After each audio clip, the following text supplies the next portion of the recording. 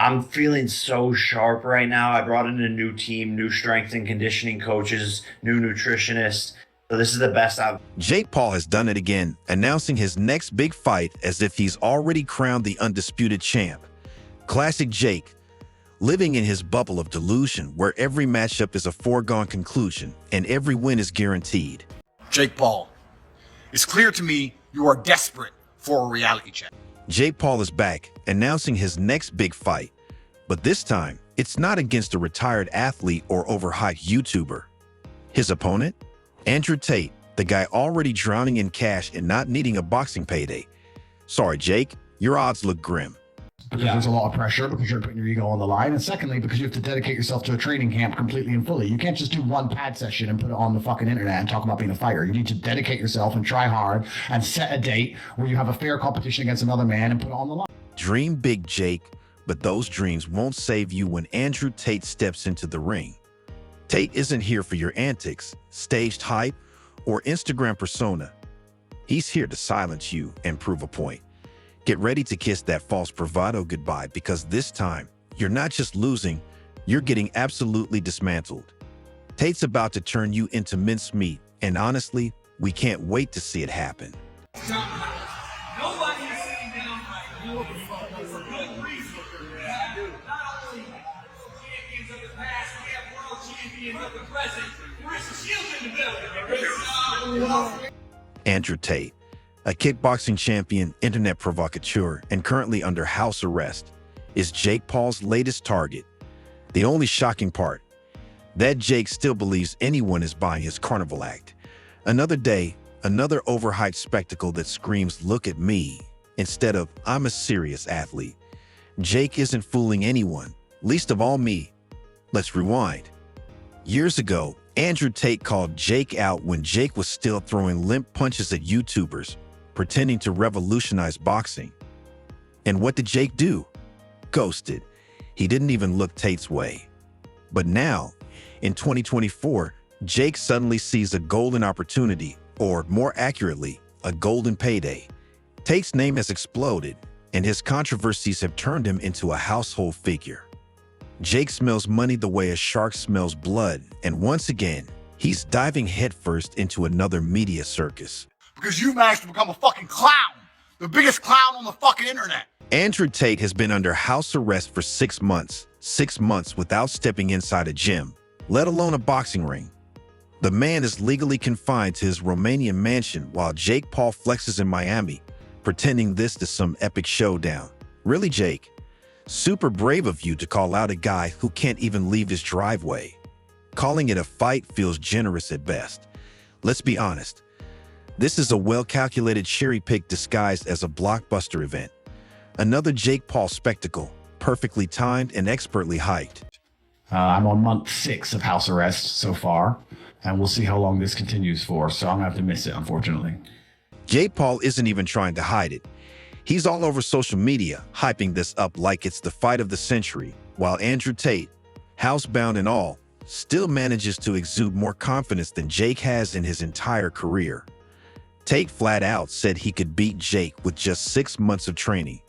Meanwhile, Jake's been boxing for years and still struggles to win unless his opponent is older than his dad or fresh out of retirement.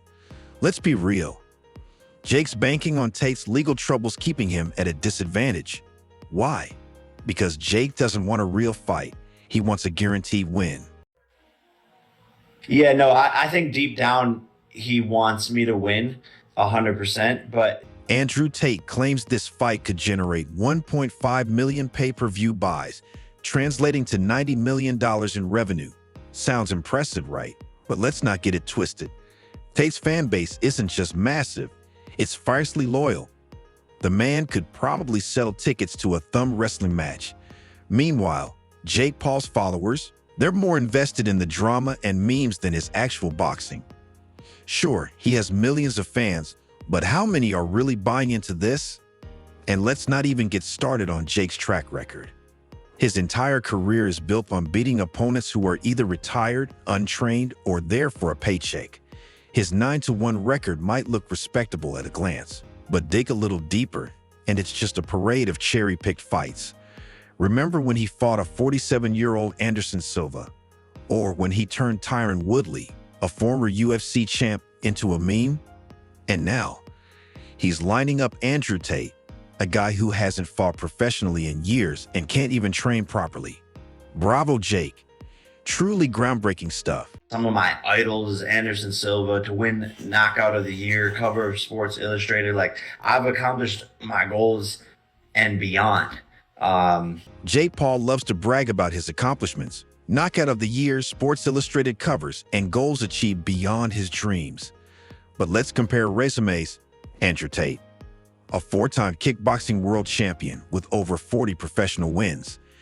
His fights were about winning titles, not boosting a YouTube channel. Jake's boxing career, on the other hand, started as a joke and has barely evolved. While Tate dominated in combat sports, Jake was busy hyping himself up online. The gap in experience between the two is laughable. Yet somehow Jake thinks this asterisk is the fight that will cement his legacy. If you want to fight, you want to send a contract, send one to me. I will take a few weeks break from living my retired life. Here's the funniest part, the social media war.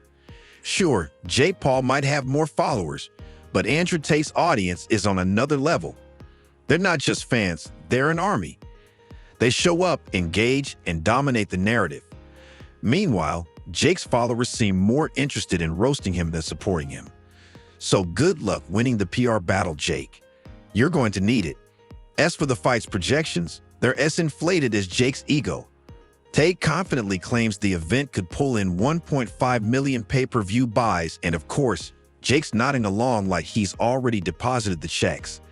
At $60 a pop, that's a jaw-dropping $90 million in PPV revenue alone.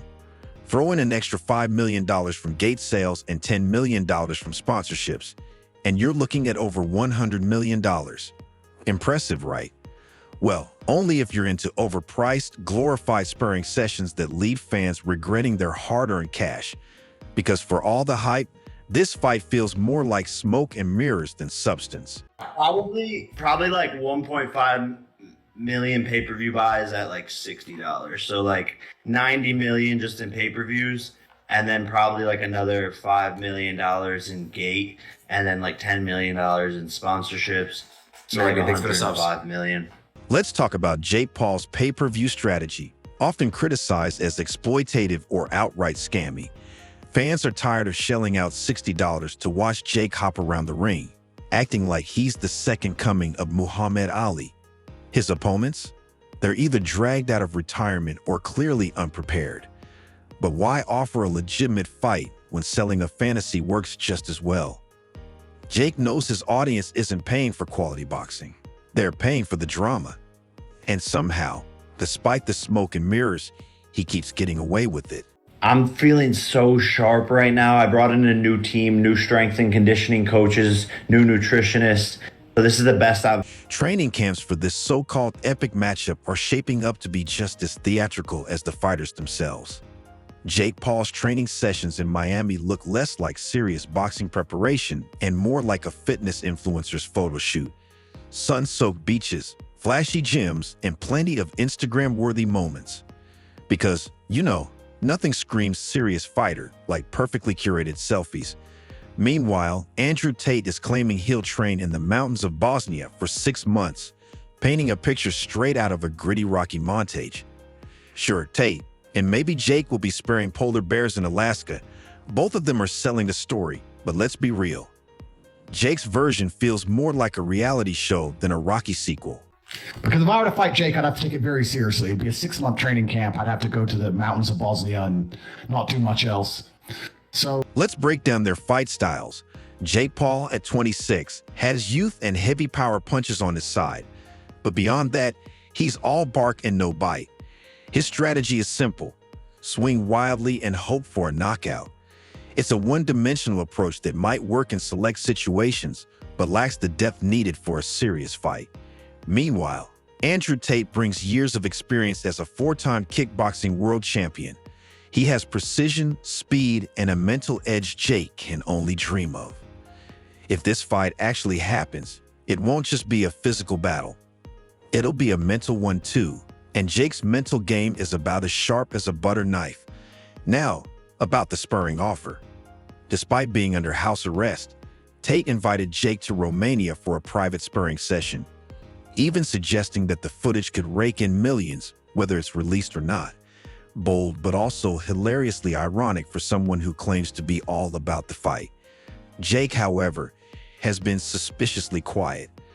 Maybe it's because sparring with Tate could expose the glaring flaws in Jake's boxing skills. His entire career is a carefully crafted illusion, and a session with Tate might shatter it in seconds.